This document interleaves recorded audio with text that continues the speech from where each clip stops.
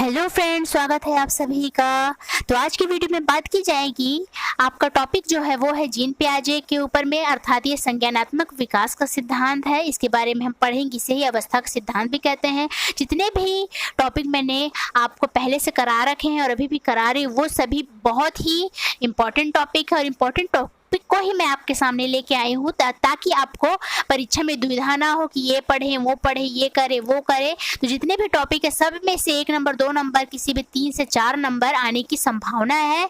तो आप लोग चैनल पे बने रहे, लाइक शेयर सब्सक्राइब जरूर करें। तो चलिए फिर शुरू करते हैं।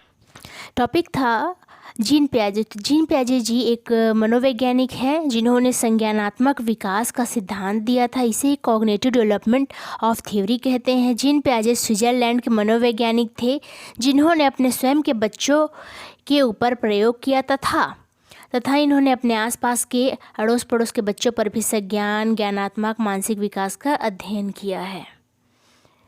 इस संज्ञानात्मक सिद्धांत को अवस्था का सिद्धांत भी कहते हैं। इसे ही विकासात्मक सिद्धांत भी कहते हैं। जीन पियाजे जी का कहना है कि जैसे जैसे बच्चों में जैविक परिपक्वता आती है, वैसे वैसे वह वस्तुओं के बारे में अपने दिमाग में कॉन्सेप्ट बना लेते हैं। क्या बना लेते हैं? अपने दिमाग में कॉन्सेप्ट बना लेते हैं। और जीन पियाजे जी ये भी कहते हैं कि पहले बच्चे का विकास होता है, फिर अधिगम होता है। जीन पियाजे के द्वारा बोला गया है कि पहले विकास होगा, फिर अधिगम होगा। आगे देखते हैं डेफिनेशन। अब इसकी परिभाषा देखेंगे। जीन पियाजे जी ने जो दिया है, पहला, बच्चे सक्रिय ज्ञान निर्माता तथा नन्हे वैज्ञानिक है जो संसार के बारे में अपने सिद्धांतों की रचना करते हैं। मतलब कि बच्चों को उन्होंने क्या बना दिया है कि ज्ञान निर्माता तथा नन्हे वैज्ञानिक बना दिया है जो संसार के बारे में अपने सिद्धांतों की रचना स्वयं करते हैं। Concept of cognitive development. तो पहला है अनुकूलन, अडेप्टेशन। वातावरण के अनुसार अपने आप को ढालना अनुकूलन कहलाता है। इसकी 2 प्रक्रियाएं होती हैं। जीन पियाजे जी ने बताया है कि पहले अनुकूलन आएगा और अनुकूलन के अंदर 2 प्रक्रिया भी बताई हैं। तो प्रक्रिया देख लेते हैं कि प्रक्रिया क्या है। पहला है आत्मसात्करण अर्थात एसिमिलेशन। इसमें क्या होता है कि पूर्व ज्ञान को नए ज्ञान के साथ जोड़ना आत्मसात्करण कहलाता है। जैसे बच्चे देखते हैं कि गाय है तो गाय के 4 पैर हैं, गाय का कलर मतलब कि सफ़ेद है, उसके 2 कान है, उसकी पूँछ है। तो ये क्या है कि पूर्व ज्ञान हो गया। अब मान लिया जाए कोई भी देख लिया, वो दूसरे कलर की गाय देख लिया, जैसे लाल कलर का गाय देख लिया, तो क्या हो जाएगा? हाँ, तब वो सोचेगा कि हाँ, मैंने तो सफ़ेद गाय देखा, ये सब चीज़ तो इनके अंदर भी है, तो ये तो अब लाल है। तो क्या है? पूर्व ज्ञान को नए ज्ञान के साथ जोड़ना आत्मसात्करण कहलाता है। समायोजन। पूर्व ज्ञान में परिवर्तन करके वातावरण के साथ तालमेल बिठाना क्या है? आपका समायोजन कहलाता है। जैसे बच्चे ने पहले क्या देखा था? पहले बच्चा देखा कि गाय है, पहले सफ़ेद गाय देखा, फिर दूसरी बार में लाल देखा। तो दोनों में क्या है? पहले ज्ञान से दूसरे ज्ञान को तालमेल बिठा लिया। अब इसमें क्या होगा कि अब बच्चा देख रहा है कि भैंस को देख रहा है, तो उसको अब ये लगेगा कि इसके साथ भी वही है, लेकिन इसका कलर सिर्फ ब्लैक है, मतलब काला ही है इसका कलर, और साथ में शरीर से भी भारी है। तो इस वजह से बच्चा पहले ज्ञान और दूसरे ज्ञान दोनों में मतलब तालमेल बिठा लेगा। तो वो क्या हो जाएगा? आपका समायोजन कहलाता है। साम्य धारण संतुलन, ये क्या है आपका? ये है आत्मसात्करण एवं समायोजन की प्रक्रियाओं के बीच को संतुलन को कायम करता है। जैसे अभी पहले देखे थे, तो उन दोनों के बीच की प्रक्रियाओं को कायम करना साम्य धारण या इक्विलिब्रेशन कहलाता है। अब देखते हैं स्कीम्स। ये स्कीम बहुत ही इंपॉर्टेंट है। किसी काम को करने के ये मतलब स्कीम को जो दिए हैं वो कौन है? जीन पियाजे के द्वारा। तो इसको ध्यान रखिएगा आप लोग। किसी काम को करने के अलग अलग तरीके होते हैं। जब बच्चे को भूख लगती है तो वह रोता है, रोने से दूध मिलेगा करके। तो ये क्या है? किसी भी काम को करने के अलग अलग तरीके हैं, जिसे स्कीम्स कहा जाता है। मतलब जब बच्चे को भूख लगेगा तो वो रोएगा, तो वो जान रहा है कि इसको दूध मिलेगा। और जैसे बच्चे को भूख ही लगते रहता है तो या आइसक्रीम देख लेता है या और कुछ भी, तो क्या है? वो रोता है। उसको मालूम है कि ऐसे करने से, मतलब कई प्रकार की गतिविधियाँ करने से क्या होगा, उसको वो चीज़ मिलेगा, तो बच्चा वो चीज़ करने लगता है। तो ये क्या है? स्कीम से है। अब आते हैं स्कीमा। स्कीमा भी बहुत इंपॉर्टेंट है। बहुत ही इंपॉर्टेंट है यह। तो स्कीमा क्या है? शरीर के द्वारा की जाने वाली क्रियाएं, एक्टिविटी जो माइंड से जुड़ी होती है वह स्कीमा कहलाती है। जैसे अभी स्कीम्स में ही देखें कि बच्चा जब भूख लगता है तो रोने लगता है, वैसे ही स्कीमा क्या है?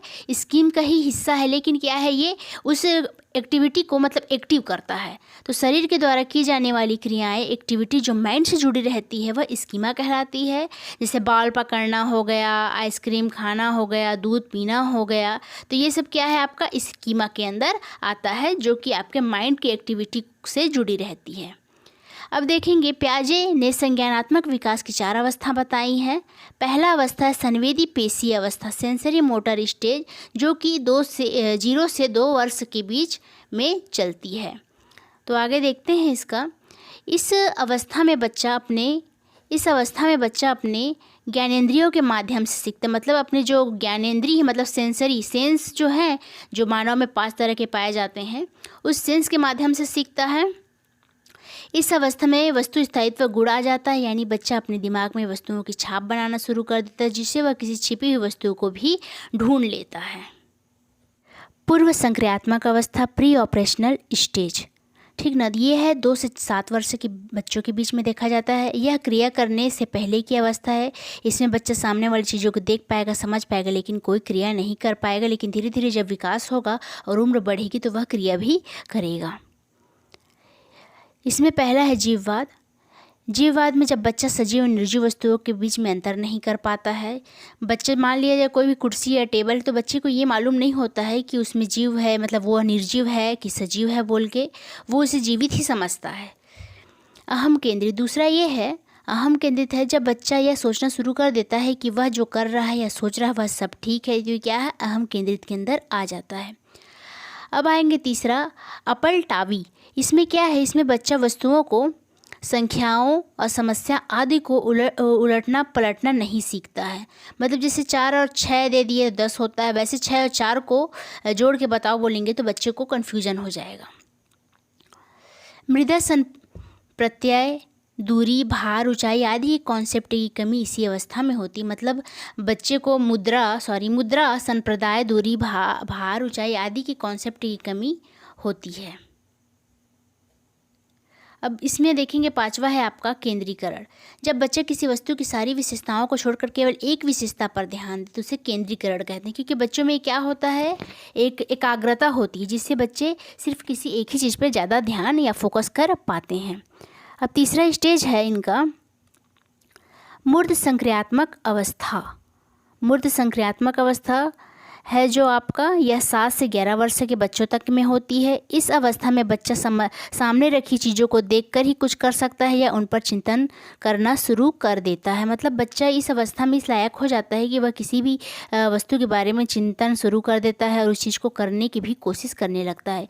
इस अवस्था में अपलटावी, जीववाद, मुद्रा, भार आदि कॉन्सेप्ट का गुण आ जाता है। जैसे अब आएंगे आगमनात्मक तर्कड़ा में, मतलब यह भी इसी अवस्था में आता है। यानी जब बच्चा उदाहरण के ऊपर आधारित होकर तर्क करने लगता है। मतलब बच्चा पहले उदाहरण सुनेगा या देखेगा या सोचेगा या कि कोई बता रहा है, तो पहले बच्चा क्या करेगा? उस उदाहरण के ऊपर तर्क और चिंतन करना शुरू कर देता है। जैसे उदाहरण के रूप में मान लेते हैं पेड़ जरूरी है या नहीं हमारे लिए, तो बच्चा क्या बोलेगा? बच्चा वो आंसर देगा कि हमें इससे ऑक्सीजन मिलती है। तो क्या है? पहले वो उस चीज़, उसके अंदर की जो क्वालिटी है उसके ऊपर जा रहा है कि हाँ, कि इस पेड़ से हमें ऑक्सीजन मिलती है जिसकी वजह से हम जिंदा हैं। तो ये क्या है? पहले उदाहरण लेगा, उसके बाद उदाहरण के ऊपर में वो तर्क करना शुरू करेगा।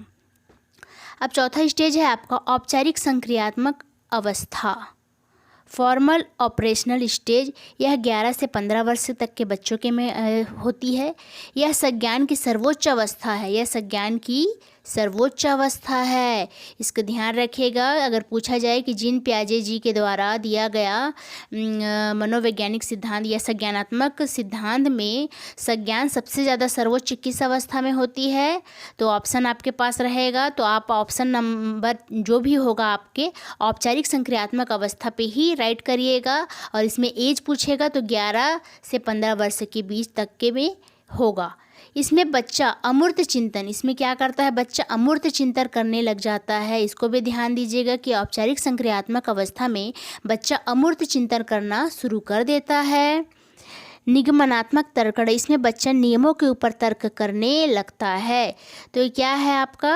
औपचारिक संक्रियात्मक अवस्था में निगमनात्मक तर्कणा होती है, जबकि मूर्त संक्रियात्मक अवस्था में क्या होता है आपका? आगमनात्मक तर्कणा। मतलब पहले उदाहरण फिर उसके बाद नियम या तर्क करेगा, लेकिन इसमें क्या होगा आपका?